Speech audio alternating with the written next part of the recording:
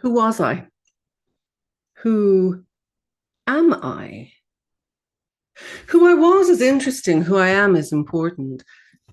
Not saying that I am important, but the only life I am inhabiting, I hesitate to use the C word, controlling, is this one. The previous ones are stories to tell. This one is the one telling me. He worries about the mangoes now that war is coming. My snobbery slithers out of me when we talk of mangoes.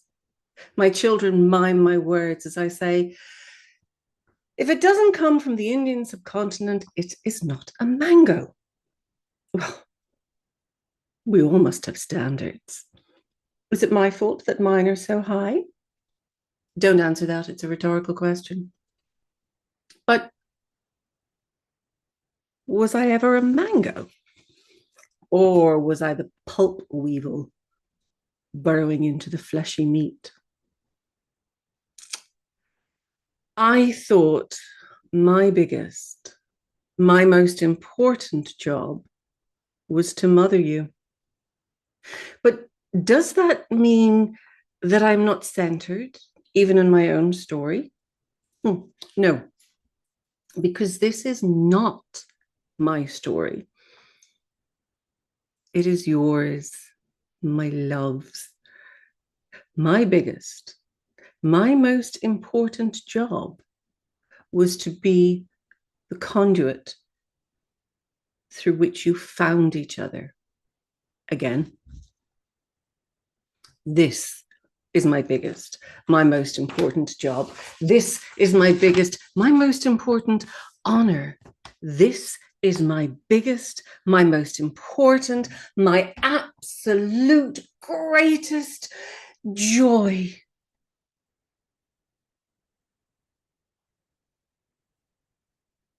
The memories. I have long since learned to trust that they are such, come in fragments. It would take a lifetime to remember a lifetime, and that would be a waste of a lifetime. I was there the last time Kashmira died. From the mouth of my 3-year-old as I sat feeding her sister, matter of fact, but with a hint of relieved realization. Like something had been nagging at the back of her mind, suddenly nudged forward, took center stage, and gathered itself for a deep bow. I was not shocked or dismissive or skeptical. Her revelation was met with the acceptance the truth deserves. Ontology and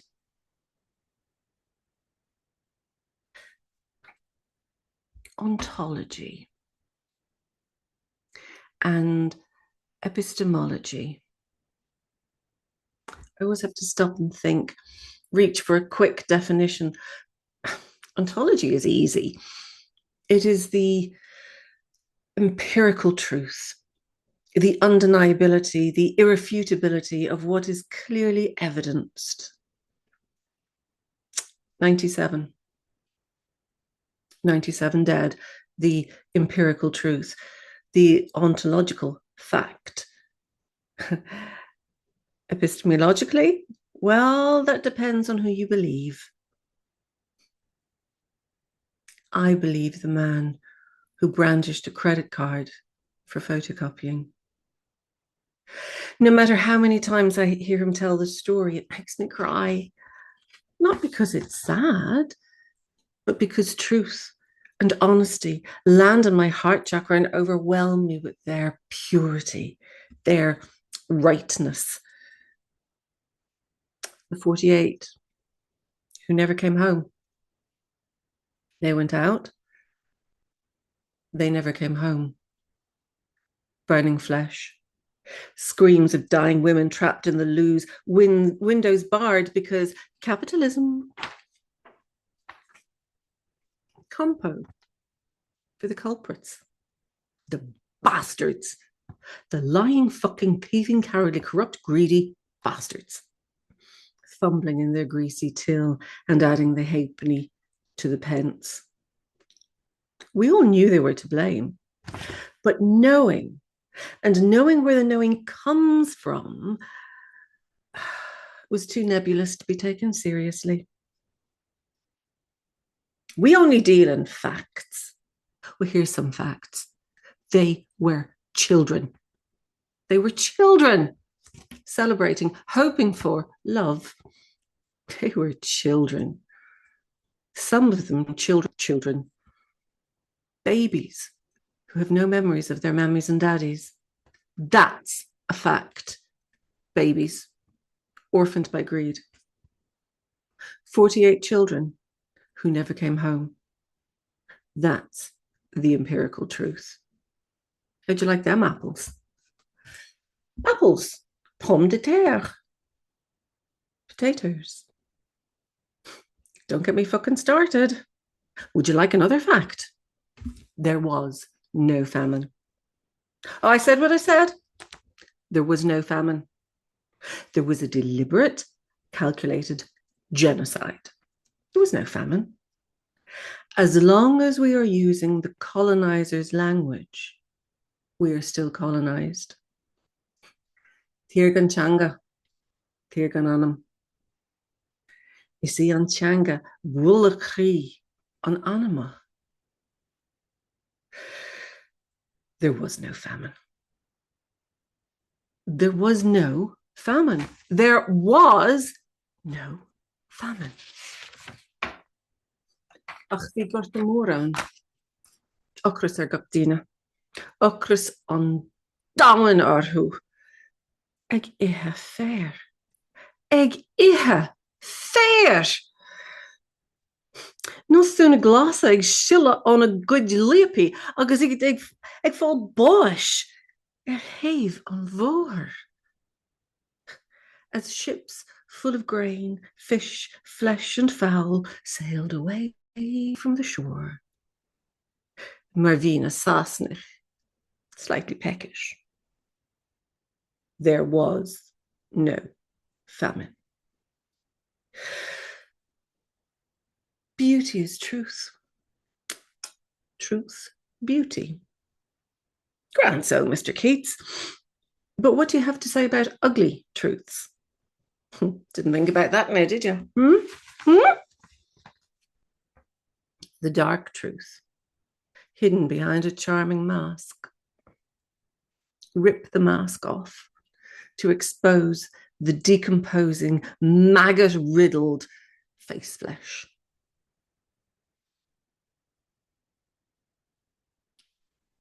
Did they bury you? Probably. But I hope not, because I hate to think of you as worm food. A few times now, I have made the point that we have a better relationship now that you're dead. The mask has slipped. Or there is no mask. There is no need for masks where you are.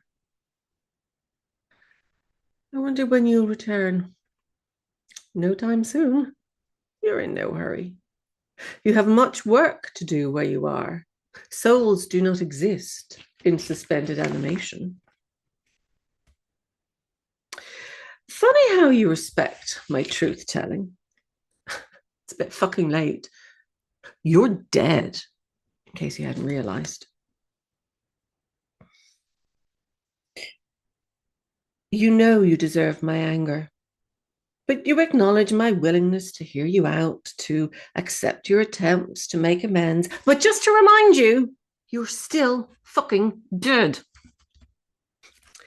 What does all or any of this have to do with the monsoon? I seek out the etymology. From the Arabic, meaning season. Aren't we always in a season? How long ago did I wish I could speak Arabic? I don't want to learn it. I want to remember it. I feel the truth in my body. I know it is true because my goosebumps tell me.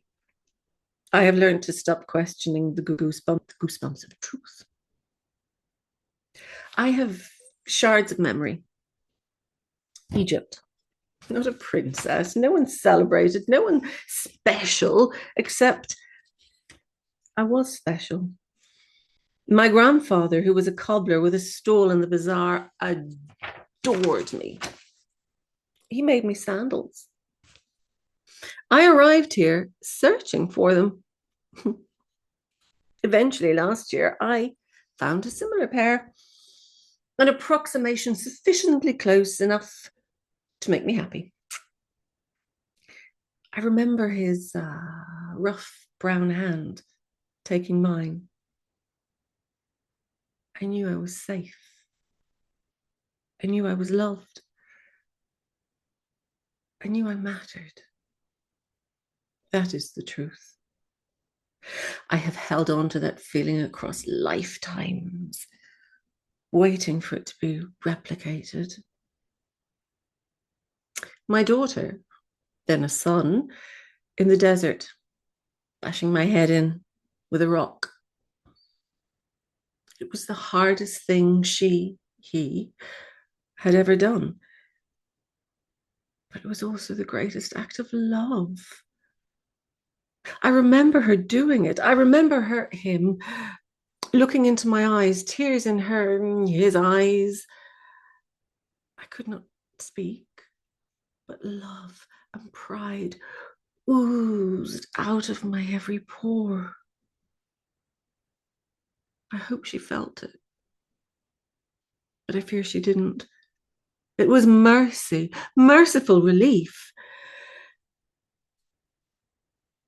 Now I understand why it lanced my heart so deeply when she said, I'd brush your teeth for you. The expression on your face was exactly the same as it had been centuries ago when you bashed my head in with a rock as an act of love. There's no such thing as birth or death. The complexity is not complicated. There is no such thing as birth and death. There are only portals. We pass through them when the time is right.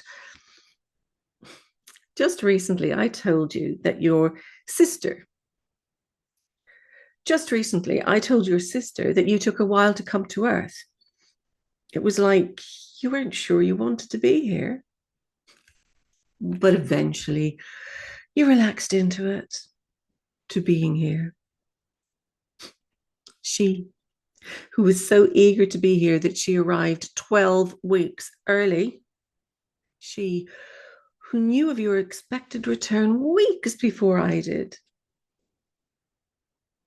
I have learned not to doubt her word. She speaks only the truth. Then, as you settled and became less like a pleat in my sari, less like an exoskeletal part of myself, I wonder,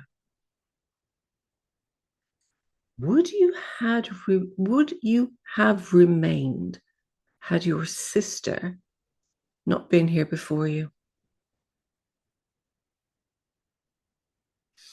I have loved you across time and space and lifetimes. That is the truth. Love is eternal. It really is. That, too, is the truth.